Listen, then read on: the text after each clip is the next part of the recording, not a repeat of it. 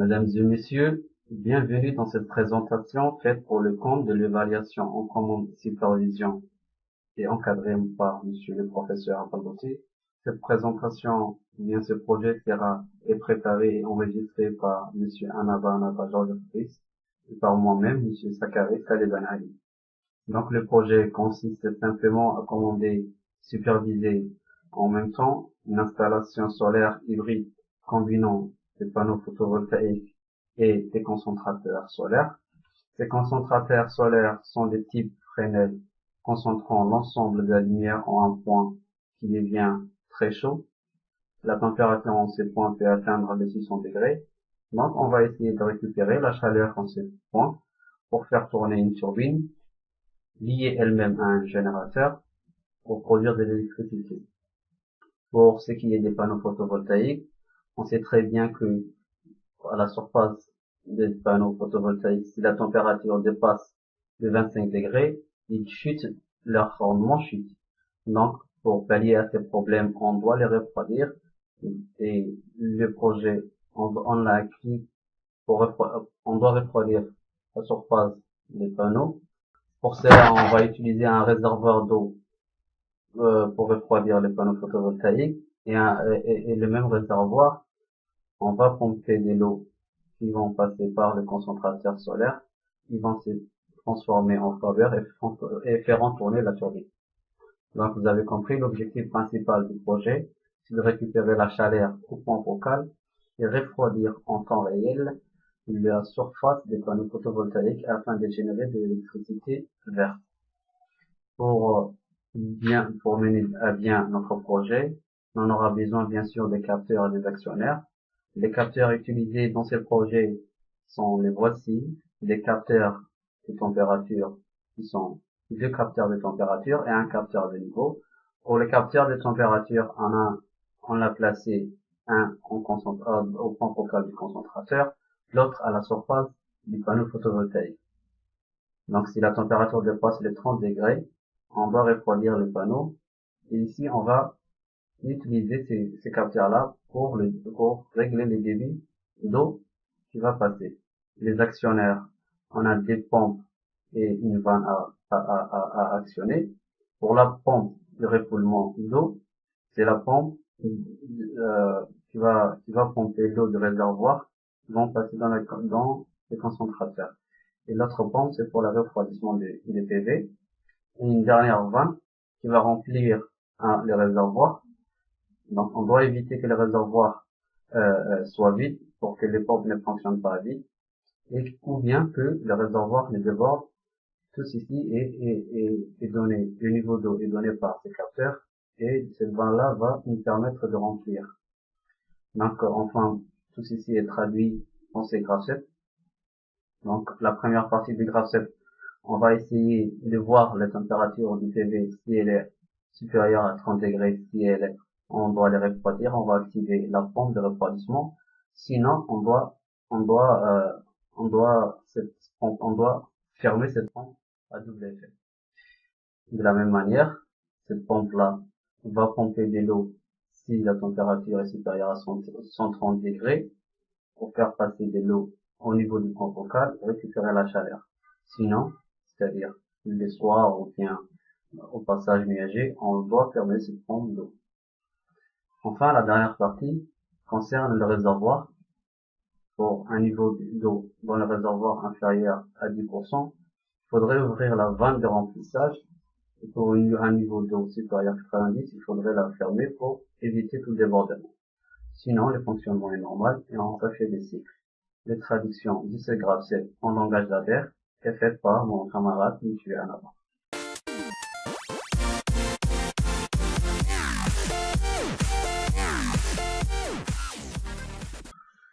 Passons à présent à la phase de traduction de notre graphe 7 en langage comptable sur le step 7 Chaportal. Alors, notre programme peut se diviser en 5 grandes parties. La première partie, nous allons faire l'acquisition des grandeurs issues des capteurs et nous allons réaliser leur mise à l'échelle afin de pouvoir programmer nos réceptivités. Ici, la programmation sur l'entrée IW802. Nous allons faire l'acquisition de la température des modules photovoltaïques. Grâce au bloc scale, nous allons mettre cette valeur à l'échelle et récupérer une sortie numérique du PV qui sera exploitée pour programmer les deux réceptivités A et B grâce à des blocs de comparaison standard. On fait la même chose, la mise à l'échelle pour les entrées IW800 et IW804. La deuxième partie de ce programme consiste bien sûr à la traduction des équations des transitions. On rappelle qu'une transition, c'est le produit de l'étape précédente et de la réceptivité qui la suit. Donc, pour la T1, ce sera X0 multiplié par la réceptivité A, et de même pour les transitions suivantes. Dans la même lancée, la troisième partie de ce programme consiste à programmer, n'est-ce pas, les équations des étapes. Pour programmer une étape, on a besoin de sa condition d'activation et de sa condition de maintien. L'étape X1 sera activée par la transition T1 et reste active tant que X1 est déjà activé et la transition T3 elle est fausse. Et d'une manière analogue, nous allons programmer le reste de nos étapes, sauf l'étape initiale X0 qui a plusieurs voies d'activation, n'est-ce pas? L'étape X0 sera activée soit par la transition T11, T12, T ou T33, ou même par le init, n'est-ce pas, au début du graphe 7, et elle reste activée tant qu'elle est déjà activée et ces transitions-là sont fausses. Ceci nous permet d'arriver à la quatrième partie de ce programme où nous allons pouvoir mettre en action nos différents actionneurs. Ici, permettez-moi de donner une information très essentielle et capitale. Nous avons utilisé des actionneurs simple effet, des pompes simple effet. Le simple effet, c'est-à-dire, elles doivent recevoir un 1 pour pouvoir effectuer l'action que nous voulons faire. Mais là, cela pose une sorte de contrainte, c'est-à-dire, il ne faudrait pas qu'on reste bloqué à l'étape 1 pour pouvoir refroidir le panneau, c'est-à-dire bloqué à l'étape 1 pour fournir le 1 qui refroidit le panneau. Eh bien, la solution, elle est là. Nous allons utiliser le maintien. Donc, à l'étape 1, nous allons activer cette pompe de refroidissement des panneaux photovoltaïques. Et cette pompe, l'activation, la pompe, elle est auto-maintenue. Et donc, elle va rester activée jusqu'à ce que l'étape 11 la désactive. Et ainsi, on échappe au problème où on devrait être bloqué à une certaine étape. La cinquième partie de ce programme consiste à programmer certaines variables processus qui seront utilisées dans la partie WinCC et cela concerne les réseaux 40 à 46. Au total, nous avons 46 réseaux qui nous permettent donc de réaliser ce graphe 7 en langage contact. Sans plus tarder, nous allons passer à la simulation pour voir comment fonctionne notre installation.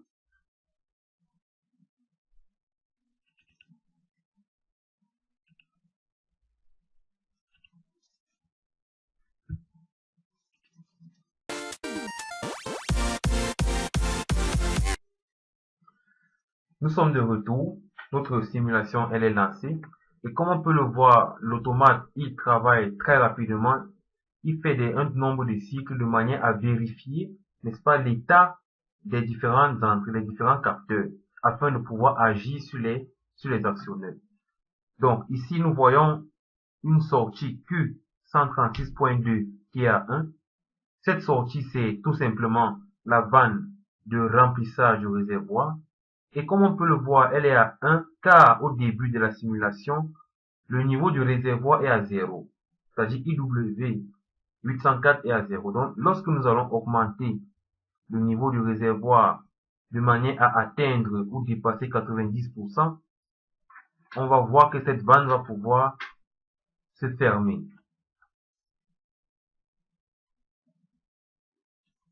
Voilà, nous avons atteint les 95% et la vanne s'est fermée. et elle ne va se réouvrir que lorsqu'on sera inférieur à 10%. Comme vous pouvez le voir, 35%, elle est toujours à l'état 0. Et lorsqu'on devient inférieur à 10%, elle se ouvre afin de pouvoir remplir le réservoir. S'agissant ici de la température, n'est-ce pas, du concentrateur, lorsque, comme nous l'avons dit précédemment, lorsqu'elle est inférieure à 130, eh bien, il n'y a pas circulation d'eau car la température elle est faible. Mais si elle devient supérieure à 130, nous allons voir la pompe P1 qui va se mettre en marche et tout en régulant le débit. Donc, plus la température va augmenter, plus le débit également va augmenter car la température est suffisante pour vaporiser l'eau. Enfin, pour ce troisième capteur qui donne la température des modules photovoltaïques, si la température elle est inférieure à 30 degrés, eh bien le fonctionnement il est normal. Si la température dépasse les 30 degrés, il va falloir refroidir, n'est-ce pas, le panneau. Et là, on va varier la température des PV de manière à atteindre 30 degrés ici. Et on a vu le Q136.0 qui va se déclencher. Et bien ça, c'est la pompe de refroidissement des panneaux. C'est une pompe tout ou rien. Voilà pour ce qui est de la simulation sur le PLCC. Et sans plus tarder, je vous laisse avec mon collègue Sakari qui va lancer, n'est-ce pas, la simulation ou bien la supervision sur le WinCC. Donc pour la partie supervision de notre projet, on a utilisé un PC professionnel. On a créé 3 vues. Une vue process principale, une vue alarme et une vue pour tracer en temps réel les débits de la centrale et ainsi donner à la puissance de l'installation. On va essayer de commencer, on va essayer de simuler le tout par WinCC. Voici, mesdames et messieurs, la vue de la supervision de notre projet. Comme décrit précédemment, on a ici le réservoir d'eau avec les deux pompes, une pour refroidir le PV, une autre pour le concentrateur solaire. L'eau va circuler dans ce tube pour faire tourner un ensemble turbo-générateur et le tout va être couplé pour donner de l'électricité. Donc la voici. On a cette partie, le partie commande et l'autre partie, la partie supervision. Commençons tout d'abord par la partie supervision. Donc les alarmes vont être expliquées en détail par mon camarade Anaba.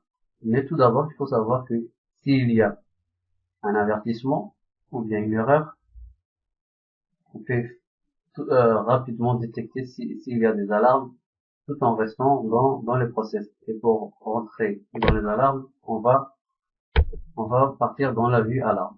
Pour la partie commande, on a un remplissage manuel du réservoir et un refroidissement manuel des PV. C'est-à-dire, si le réservoir est rempli, ou bien si le niveau du réservoir n'est pas inférieur à 10% et que l'utilisateur veut remplir, il n'a qu'à actionner, il n'a qu'à cliquer sur ce bouton pour ouvrir la vanne, il va remplir. On va essayer de simuler tout ça, tout d'abord. Donc, voilà. Ici, on a tout d'abord le niveau du réservoir est à 0. Donc, si on essaie d'augmenter les niveaux du réservoir jusqu'à atteindre 90%, la vanne devrait normalement arrêter de clignoter. Comme quoi, pour nous indiquer qu'il n'y a plus de l'eau, ou bien le réservoir ne se remplit plus. Donc, on essaie d'augmenter le niveau du réservoir jusqu'à atteindre 90%. Donc, le niveau est maintenant à 90%. Et la vanne de remplissage s'est arrêtée de clignoter. Donc, elle ne se mettra en action si le niveau de réservoir descend en bas de 10%. On va essayer par exemple de descendre jusqu'à 50%. 50%. Et l'utilisateur a une soudaine envie de remplir le réservoir. Il n'a qu'à partir sur la commande pour un remplissage manuel. Et mesdames et messieurs, voici la vanne de remplissage se met à clignoter, c'est-à-dire en remplissage du réservoir. Ceci pour le remplissage du réservoir. Pour ce qui est du refroidissement du panneau photovoltaïque, on a dit que si la température à la surface du panneau dépasse les 30 degrés, on va refroidir. Voici, c'est le capteur IW802. Donc si la température dépasse 30 degrés, si la température au niveau de la surface dépasse 30 degrés, maintenant on est à 10 degrés, maintenant on a dépassé les 30 degrés, on va voir ce qui se passe. Voilà, refroidissement des panneaux photovoltaïques. Les gouttes sont en train de clignoter pour dire qu'il y a un refroidissement des panneaux. Donc, jusqu'à là, tout fonctionne parfaitement. Pour ce qui est du concentrateur, le capteur de température concentrateur, c'est IW800. On a dit que si la température au concentrateur dépasse les 130 degrés, la pompe P1 va se mettre en marche et on va essayer de pomper de l'eau pour faire tourner la turbine. Maintenant, on va essayer d'augmenter la température au niveau du concentrateur. On est maintenant à 30 degrés. Maintenant, on est à 180 degrés. Remarquez, monsieur, madame, que le concentrateur se met, ou bien la pompe se met en marche. Elle est en train de pomper de l'eau. Et donc, on a de l'énergie. Ceci est en général, représente en général la vue process. Pour quitter la vue, ou bien quitter la vue, on peut quitter par cette boucle. Pour partir dans d'autres vues, par exemple la vue à l'arbre, on pourra cliquer ici. Donc, merci Sakari. Nous allons maintenant détailler les alarmes de notre processus. Alors, pour les détailler, nous allons revenir tout d'abord sur les alarmes IHM. En effet, nous avons défini 5 alarmes pour notre installation solaire. Tout d'abord, des alarmes de type bit qui agissent sur les variables de type bit également. Il s'agit plus précisément on va dire, des avertissements et non pas des erreurs. C'est-à-dire, on va avertir lorsque le réservoir est en cours de remplissage. C'est-à-dire, lorsque la vanne de remplissage est ouverte, on va donner un avertissement au superviseur. De même, refroidissement des PV en cours. Lorsque les PV sont en cours de refroidissement, ça veut dire lorsque la pompe 2 est en cours de fonctionnement, on va donner un avertissement au superviseur. Puis, on a défini 3 alarmes analogiques que vous voyez ici, 3 alarmes analogiques. La première, pour indiquer que le réservoir d'eau il est presque vide, c'est une alarme d'erreur. Et, n'est-ce pas, c'est lorsque le niveau d'eau est inférieur à 5%, on va déclencher cette alarme d'erreur. Deuxième alarme d'erreur, c'est le réservoir d'eau presque plein. De la même manière, si le niveau d'eau devient supérieur à 95% du réservoir, on va déclencher cette alarme d'erreur pour ne pas remplir le réservoir au max, sinon on va avoir de l'eau qui va se verser. Enfin, la troisième alarme analogique, c'est température des PV critique. Si, n'est-ce pas, la température des PV s'en va jusqu'à dépasser les 50 degrés Celsius, soyez sûr que vos photovoltaïques vont être abîmés d'une manière quasi irrémédiable. Donc, nous avons associé à cette valeur une alarme de type erreur. Et donc, revenons donc sur notre application de supervision.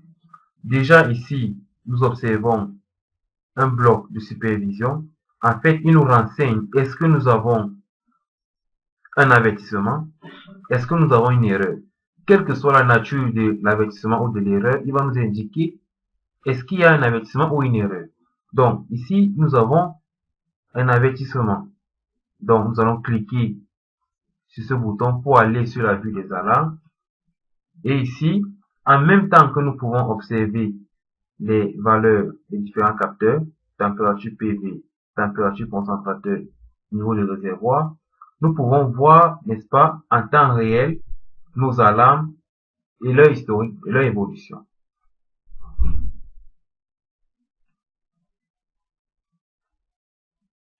Donc voilà. Nous avons déjà ces deux alarmes qui se sont produits, les événements sont produits aux dates précisées et aux heures précisées. Mais elles n'ont pas été acquittées et lorsque la cause a disparu, les alarmes sont devenues vertes, tel qu'on peut le voir. Donc nous allons faire une démonstration en revenant sur notre automate virtuel. Nous allons lancer par exemple l'alarme d'erreur qui nous dit que le niveau d'eau est inférieur à 5%. Donc on va diminuer le niveau d'eau, l'envoyer carrément à 0%. Et vous voyez automatiquement surgir cette alarme en rouge qui nous dit réservoir d'eau presque vide. Alors moi je suis l'utilisateur, qu'est-ce que je vais faire? Je vais par exemple acquitter cette alarme. Par exemple. Alors je vais faire un acquittement individuel, elle va passer au bleu.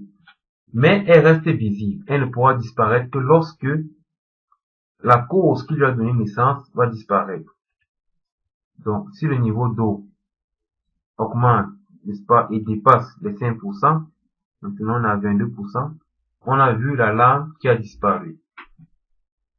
La même chose, si on prend le cas, par exemple, du photovoltaïque, si la température va à dépasser les 50 degrés C,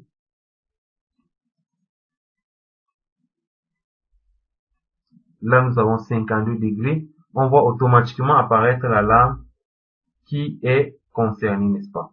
Et là, on pourra faire la même chose, la quitter pour qu'elle puisse disparaître.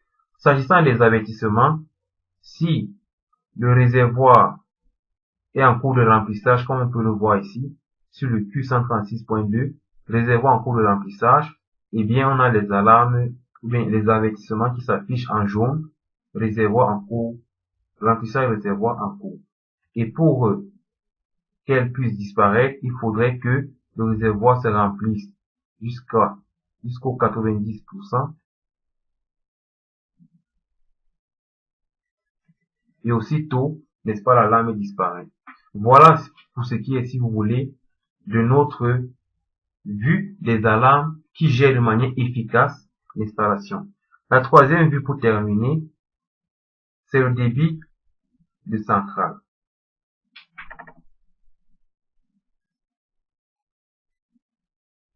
Alors, dans cette vue débit de centrale, nous pouvons tracer et suivre en temps réel l'évolution du débit dans la partie thermique de notre installation. Pour cela, nous allons ajouter une variable en ligne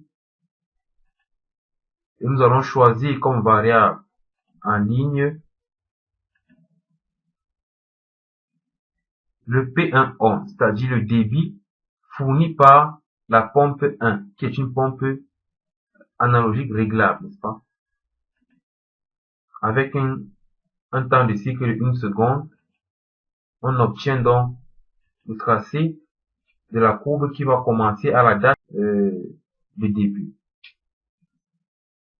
Donc, en même temps que nous traçons donc le débit dans notre installation dans la partie thermique, nous pouvons avoir accès à la puissance délivrée par notre installation. Grâce à un calcul et un dimensionnement effectué lors de notre étude sur ce projet, nous avons pu déterminer la puissance de l'installation qui est égale à cette quantité qui est la puissance liée au concentrateur solaire plus la puissance liée au panneau photovoltaïque. C'est la somme qui donne la puissance totale qui sera éjectée vers le réseau ou utilisée localement. Ça dépend de ce que l'on veut faire. Et donc, En revenant sur la simulation, nous allons essayer de varier le débit, c'est-à-dire en augmentant la température du concentrateur, le débit va automatiquement augmenter et on constate que la puissance de l'installation également augmente. En augmentant davantage, la puissance elle augmente davantage jusqu'à atteindre, n'est-ce pas, les 600 degrés C qui sont la température, voilà, nominale de notre concentrateur. On récupère une puissance de 1704 watts. Donc, notre installation solaire photovoltaïque combinée au thermosolaire a une puissance qui est de l'ordre de 1,7 kW. Et donc, si jamais la température des concentrateurs devient inférieure à 130, par exemple, là elle est de 120, on constate que déjà le débit, il va s'annuler parce que la température, elle est trop faible pour produire la vapeur suffisante. Mais, cependant, la puissance ne s'annule pas. Eh bien, la puissance qu'on observe ici, elle est due à la puissance produite par les photovoltaïques.